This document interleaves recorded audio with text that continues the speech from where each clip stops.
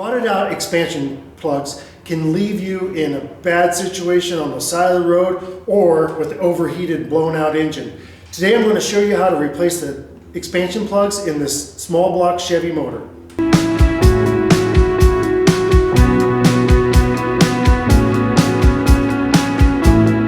Okay, I wanted to show you one of the plugs that were on the driver's side of this vehicle. You can actually, when I took it out, it was so paper thin, there's actually holes in it. And so that one came out, I had to replace that one. So I'm going to show you how to replace the passenger side expansion plug on the back side of the motor, and then also on the front side. On the front side of this motor, we have to deal with the motor mounts. So unfortunately, I got to remove the mount and everything attached to the bracket to the frame and also the bracket to the motor. So it's kind of a big job, but it has to be done because the front one is leaking as well on the driver's side. So I'm just going to go ahead and bite the bullet, get it done. I'll show you how it goes all the way through the process. All right, on this rear one, it is brass already, but I do want to go ahead and replace it as long as I'm down here doing it. Just want to get it done. So what I'm going to do is I've got a long punch here and I got my hammer. I'm just going to start tapping it on one side of it until I get some movement. There we go.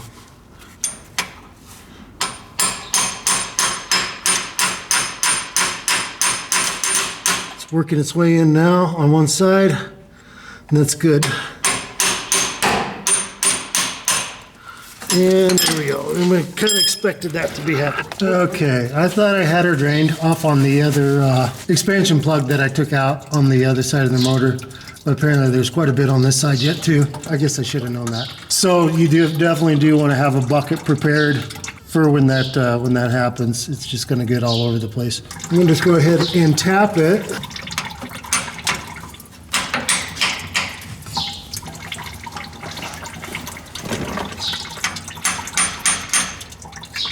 Keep tapping on that side and drive that plug at an angle. And then once we get it at an angle, I'm going to get in there and pry it out with a screwdriver. So we'll just go ahead and let that drain the rest of the way. And then we'll go ahead and remove it once everything's dried. Okay, everything is drained out, pretty much. I'm going to go ahead and knock this out the rest of the way, or knock it in so I can grab a hold of it. Now it's at a little bit of an angle. I'm going to grab my little vice grips here, see if I can get it out. Yeah, it's coming.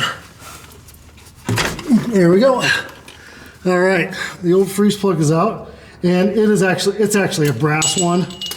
So obviously it's going to last a lot longer. Okay, so once we got it exposed, I'm going to go ahead and clean this up.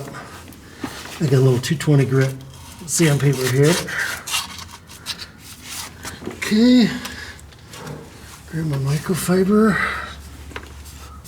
All right. So I'm going to do at the start of the expansion plug recess here, there's a bevel. And when I put the into expansion plug, I'm going to go to the edge of that bevel, and that's where I'm going to quit. Okay, so here's the new freeze plug. It's actually a steel one. That's a Dorman. When I install this plug, I'm going to take a socket that's almost the same size as the plug itself, so it inserts into the cup. So when I put that up there in the motor, I'm going to drive that in with a hammer and just drive it into the block. First, what I'm going to do, I use red RTV gasket maker. It's a high temp gasket maker, and I'm going to put it around the edge of the plug. And then when I drive it in, that will actually seal. It takes 24 hours for this to cure. And I'm in no hurry on this project, so I'm just going to go ahead and let it cure the 24 before I put any more coolant in. So I'll show you what I'm going to do. Just going to take the RTV, and I'm just going to kind of put it around the front side of the cup, or of the plug. So when I drive it in, I'll be driving it in, and it'll be surrounding the plug itself. So now that we have that done, we'll go ahead and install it. Okay. Now we're in here, get my hammer. I'm just going to leave the plug on the socket because I can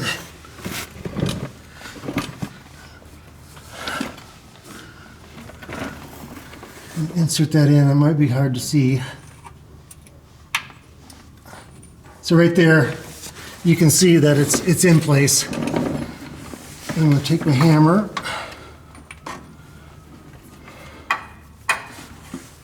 Get this up here. I'm going to start tapping it in.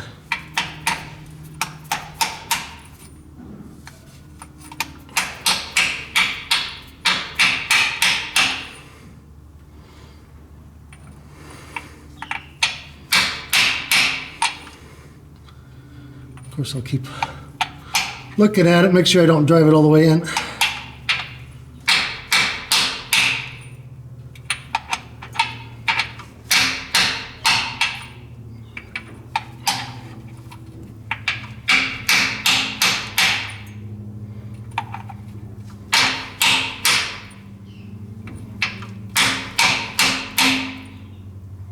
That's just about where it needs to be. I'm going to go ahead and wipe off some of this excess, and I can see that the bottom part of the plug needs to be driven in just a hair more with my hammer as soon as I find my hammer. There we go. So I'm going to try to drive this a little bit in on the bottom side.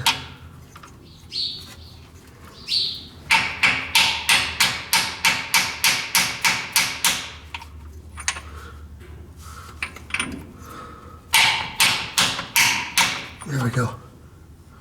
All right, I'm super happy with that. Okay, so now you can see that the plug is just, there's a bevel right there in the block. I'm just below that. So it's driven in, and then we'll go ahead and let that RTV set up before we, obviously do anything, put any fluid in it and whatnot. There we go. Okay, that's one done. And the other side is done. So the hardest part next is the installing the front two. And unfortunately, the front two on this motor are actually under the motor mount.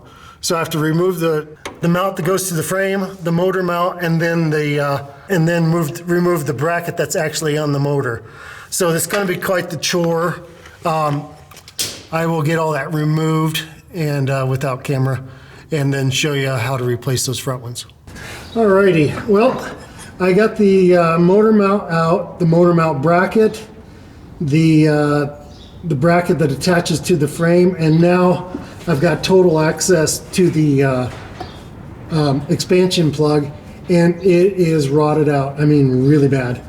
Right here, there's actually holes in it. So I'm going to go ahead and tap on this side. I don't want to go ahead and tap on this side and end up going through the holes. So I'll drive this side in first, and then remove the expansion plug.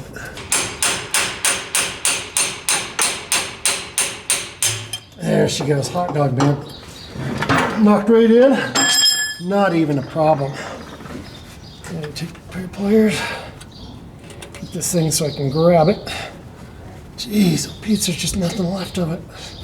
I'm gonna go ahead and rotate it in the lock to where I can actually get something decent to grab onto. I mean, this thing is thrashed.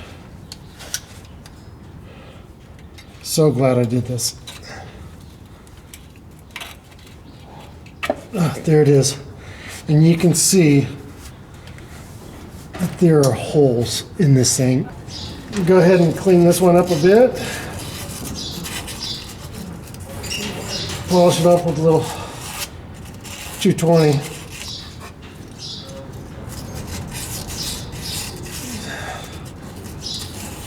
My gosh, I just cannot believe how bad that was. What's scary is, man, that thing ended up burning up an engine. Okay, I got my socket. I'm going to insert that just like I did on the last one. I got my RTV, I read. Insert that in. There we go.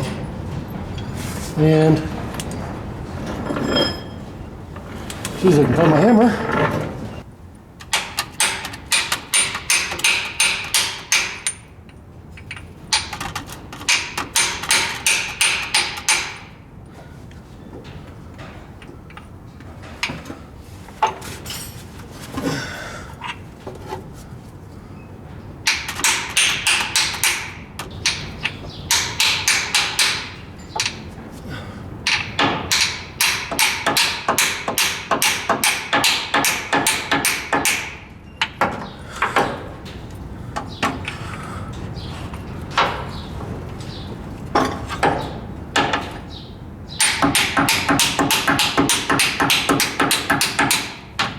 looks good. I'm just going to give it a few more taps.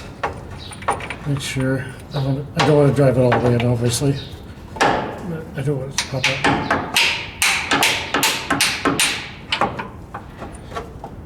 Here we go. That one's in.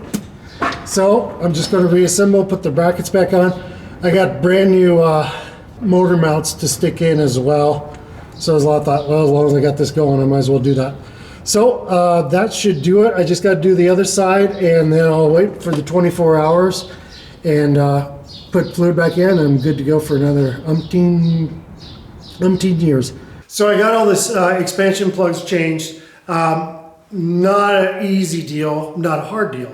I did have to take the motor mounts off, the motor mount brackets, and bracket off the motor. Each side, I did one side at a time. It wasn't removing the expansion plugs, it was installing the new ones.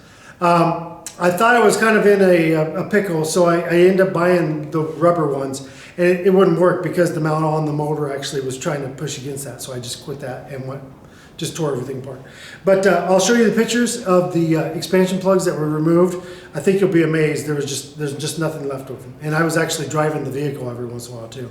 All right, so here is a shot, a close-up of the plugs that were removed. The brass one I think was actually not replaced very long ago. These had never been replaced. I believe these were original to the engine from '77. But they were just absolutely destroyed. So I'm super happy I replaced them, and now I've got a bunch of more years out of the new steel ones. I hope you enjoyed the video. If you did, give us a thumbs up. If you have any questions or comments, comment down below. Just hit the button and I'll get back with you. And I hope you enjoyed watching the video, and thanks for watching DIY on the house.